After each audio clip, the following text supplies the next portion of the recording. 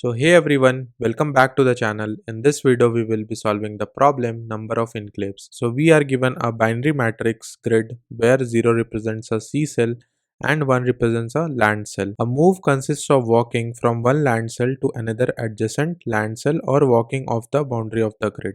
Means let's say if a cell is 1, we can move to all its 4 adjacent neighbors, basically the top, down, left and right, as well as we can go to the boundary of the grid.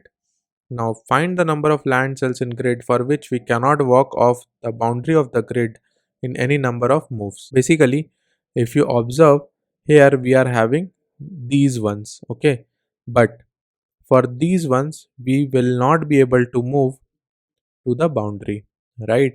Because for this one the adjacent in the top is going to be 0, left is going to be 0, this is going to be 0, right?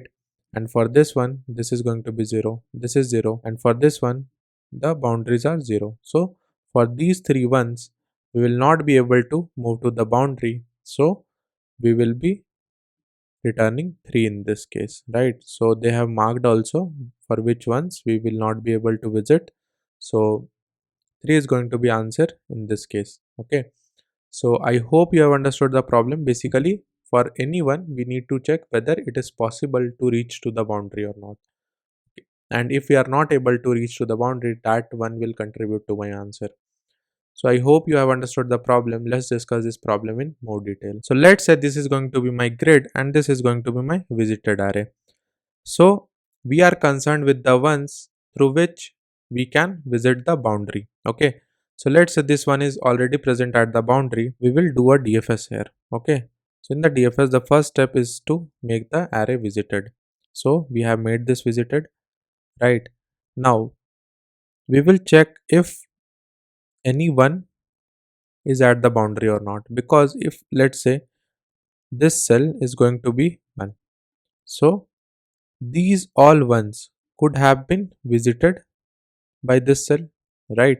But this cell is not 1, so we will not be doing DFS for these type of cells which are not connected to the boundary. Okay, and in the end you can observe, like, if my grid of ij is going to be 1 and my visited array is going to be 0, means through that one we will not be able to reach the boundary in any of the conditions, right?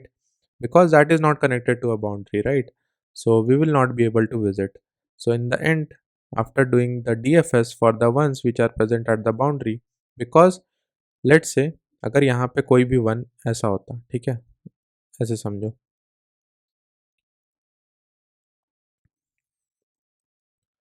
तो ये सारे once boundary से connected है, ठीक है। अब बीच में अगर कोई भी वन हो, उससे हमें चेक करना है कि उसके थ्रू हम लोग बाउंड्री रीच कर सकते हैं कि नहीं।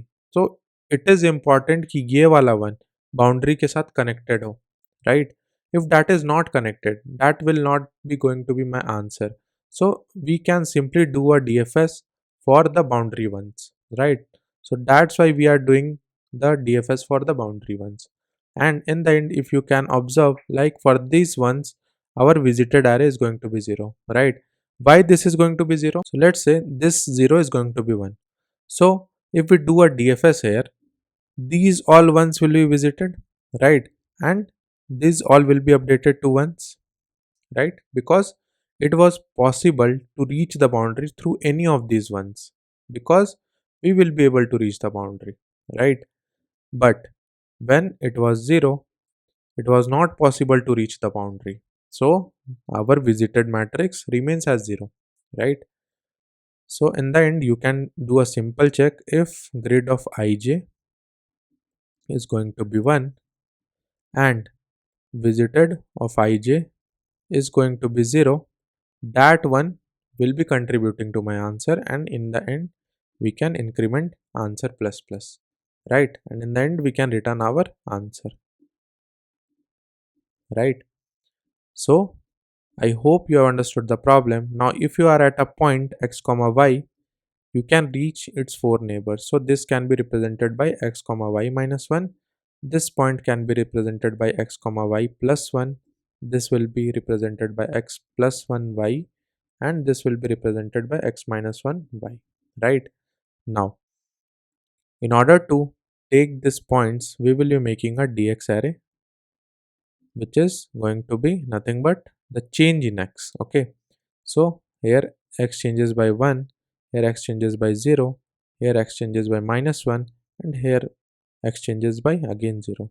And similarly, we can make a dy array in order to iterate for all the possible 4 directions. So here y is going to be 0, here y is going to be minus 1, here y is going to be 0 again, and here y is going to be nothing but 1, right? So in this way we can make the use of this in order to do our DFS or BFS, and for any ones which is present at the boundary we can do a DFS or BFS, and we can mark all its neighbors as visited. In the end we can simply check whether like grid of ij is going to be 1 and visited of ij is going to be 0. We can simply increment our answer and we can get our answer. So I hope you have understood the problem. Let's see the implementation. So first of all, we have taken answer variable which is going to be initially 0.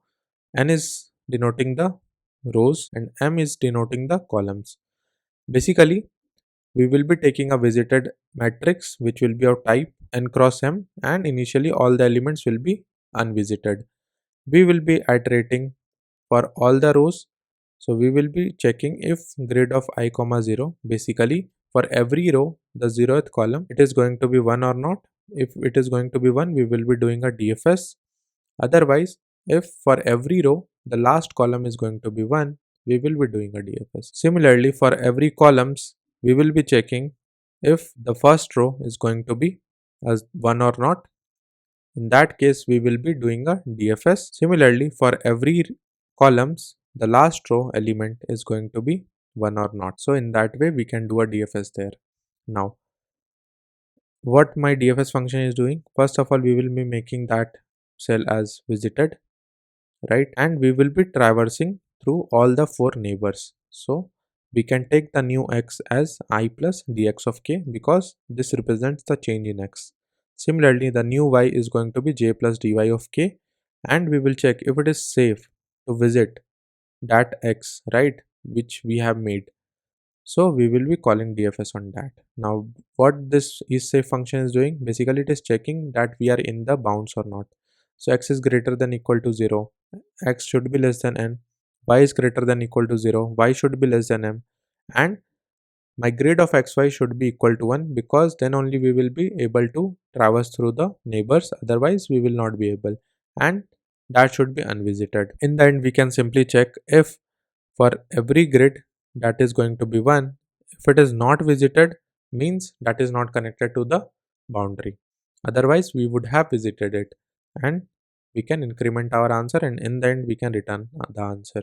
So the overall time complexity for this is going to be, we will be making DFS for every rows and every column boundaries basically. So for a n cross m matrix, the number of rows for which we need to do the DFS operation is going to be 2 cross n plus 2 cross m DFS. Okay, and the time complexity for this is going to be the time complexity for DFS in a 2D grid. So I hope you have understood the problem. If you have any doubts, write it down in the comments. Do like this video if you have understood, share among your friends, and don't forget to subscribe the channel. Thanks for watching.